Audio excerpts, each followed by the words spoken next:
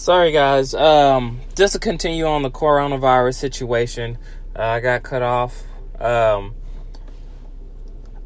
just was talking about understanding the three different levels. I'm just talking off the top of my head, but I remember that there's the legislative, there's the executive, and I believe it's the presidential branches, or maybe something to do with Congress, stuff like that. I can't go into detail with it, but look those up. Learn their purposes of each of them so you'll know more about the president, because or what the president is, instead of thinking that the president is the one that enforces everything. We don't understand all of how things are rolling.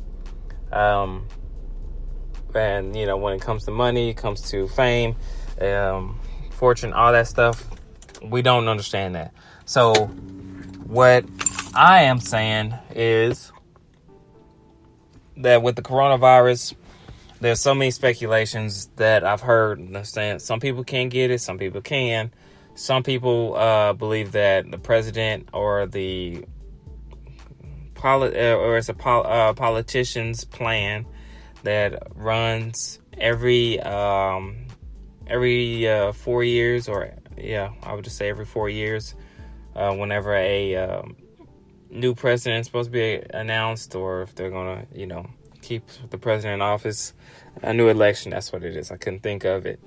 And then you got some people thinking that it's it's a conspiracy that was put out to scare people. It's a selling, it's like a selling angle, where people are like, oh, I love my President Trump because he's giving us money. He's going to give you guys a couple $1,000s. And then there's going to be a way that he's a businessman. So I don't trust Trump for that reason. I don't think a businessman should be in charge of our country, because he's going to run it just like a business. So when it comes down to it, he's just going to, all his whole life he's been business. So that's why he talks the way he talks, because he's at the highest level of power. He's owned businesses. Now he's owned country. You're at the highest point of power. And yes, there's people that want to get him kicked out. Yes, he's crossed over his own people in the White House and Congress, all that stuff. That's why he's got put up for y'all know what I'm talking about when it comes down to president. But I personally don't think that the coronavirus is that big a deal. Why? My reasons is the coronavirus is just like the flu. It has the flu symptoms, and flu has been around way longer, and it has killed more people from its first initial outbreak than the coronavirus has. Secondly, they're trying to say there's more than one coronavirus, but they have what's the difference between the two? One is stronger than the other. I don't understand how the coronavirus, from all the information they've given, it's not enough valid information to tell me that COVID-19 is going to be some super crazy different coronavirus. So, they got us in a panic, how we are, as a country, we were already on the brink of a civil war. Only the strong basically will live when, how things are ran. We got people fighting over chicken sandwiches. We got people fighting over toilet paper. Toilet paper and hand sanitizer. I don't know what the toilet paper situation is, because people talking about, because we're getting quarantined. Well, we're really not being quarantined. My definition of a quarantine is that we will all be put into the house and we would be forced. Nobody's walking around here with an air purifying mask on. Nobody's walking around here. They're not forcing you if you're outside to be wearing a mask. They still got non-essential businesses ran. There's only a couple states that have brought it to our attention that, hey, if you got a non-essential business, we're going to shut you down. And coronavirus, I don't know what the numbers are right now for the killing. That's why I'm just sharing my opinion. These are not facts. But I know that they showing numbers like, it's killed 3,000 people. And yes, that was like 3 weeks ago. And, it's easy to share that one person died here, one person died there. But I don't believe that the coronavirus is a terrible disease where we should be closing down the schools. I think it's a normal sickness like a flu, because the flu is actually, like I said, it's probably worse. The flu is probably worse than the coronavirus, and it's killed more people than the coronavirus has. So as this far, and we didn't quarantine whenever the flu came out. We didn't shut down businesses. We fought through that shit. We lived through that shit. We just made it part of life. We adapted to it by, hey, just protect yourself. But you're telling me that the only way we can survive the coronavirus is by washing our hands? Doing the simple duties? If that was it, then we're going to be fucked. Because there's so many things that we touch. We touch our faces, we touch doorknobs, we touch all this stuff, and nobody's wearing gloves and masks. They're not sleeping with it on. They're not walking around with their gloves. We're not all in suits. We're not really quarantined. We're just panicking because it's spreading so fast. It's just the world's gone to a panic, and we're causing civil problems, and we're all going to this super anxiety mode where everybody's about to die type deal, where you got people that are already paranoid becoming even more paranoid. People talking about world ending type. Like, what? It makes no sense. I understand safety first. Just keep pushing safety, because that's all you can do. People, you can't say, I'm quarantined. Now everybody stop working. Businesses is going to have to run. If, you can't say, your business can't run, but this business can. Now the businesses that can't run got to do all this I have to fill out information, got to report this stuff. And, they're threatening them. I just don't think that it should have been this big. We got schools. Children are losing time. I mean, they already haven't had nearly as much schooling as we did as we grew up.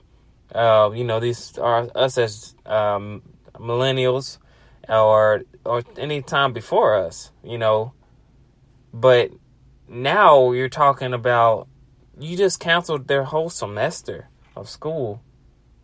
I mean, yeah, there are some schools that are trying to reach out and do things online, but not every student has access to technology. Not every student has a cell phone, especially if we're talking elementary and middle school. Not everybody have these type of things. So if the parents still have to work, and they don't have a computer at home, how are you supposed to do assignments online? Libraries closed down. What are you supposed to do? Because that's when now learning becomes optional. Now these kids, they have testing coming up, because this is March. And, February and March, and they have testing coming up in May. What do you expect out of these kids now? Are we going to just pass every student because of this epidemic happening? Or are we going to extend school and push it back a month and ruined some people's vacations that they had planned in June or July, and now everybody have to redo their schedules because of it. I mean, people already have to redo their schedules now. I mean, it's stressful. A lot of people don't know what to do. Work was their life. They're trying to tell everyone to go inside. I don't believe it. I don't believe that you should be stuck inside. Everybody still needs to get out and go work, or get out and go work out. You know, now everybody's missing the gym. You got to do what you got to do to get it. And I believe that us being in such a panic as a country, it's killing us all. And it's going to take us longer to recover than this pandemic or epidemic, whatever you want to call it, situation is lasting. So that's my point of view on the whole coronavirus. Please let me know what you think on the coronavirus, guys. Please please just give me what you think, because I'm all ears. I just want to discuss what's going on, because you can't discuss it with anybody because you got social distancing. You can't do anything except stay in your house, and we're treating people that are end up getting the coronavirus. We're treating them like if they got the plague, like, oh, they're gonna die, and if you get anywhere near them, you're gonna die. Which is not true. I lived in a house with 2 other people that had it, and not confirmed, but we were sick, and we were fine. So I'm not speaking for everybody. I know there's people that have respiratory problems, they have heart conditions, that they're elderly, and then we have infants. I understand those people. If I had a baby, I can understand putting my baby under no circumstances in that problem. I don't want my baby getting sick. I don't want them to have to suffer like that. And there's higher chances of them dying because they're not developed. And for the older people, the same thing. They're on their last limb, to be frank. And I don't want them to have to go out in this way. So if I had elderlies living with me, or if I was elderly, I would take all the precautions as well, because we could just call those type of people the special exempt. They need to take the right precautions to protect themselves, because their immune system is weaker, because they're undeveloped, or, you're just fragile. So make sure that, if you are those type of people, you should take the precautions that are necessary. But there's a lot of people out here panicking that is, 25, 27 years old. They're out here tripping and shaking in their boots. And then there's other ones that are neglecting it and doing whatever they want. It's part of the country. Anytime something like this happens, I believe it's never going to work out the way that we plan, because of our rules that are supposed to be our commandments, but they're not. They have so many loopholes within them. Just like any other business, we have so many loopholes, and that's all it is. So thank you guys for listening. For those that listen, please let me know what you think. Please like me on Spreaker Studio, and make sure you follow my blog and pod page on Facebook. I'll talk to you guys later. Peace.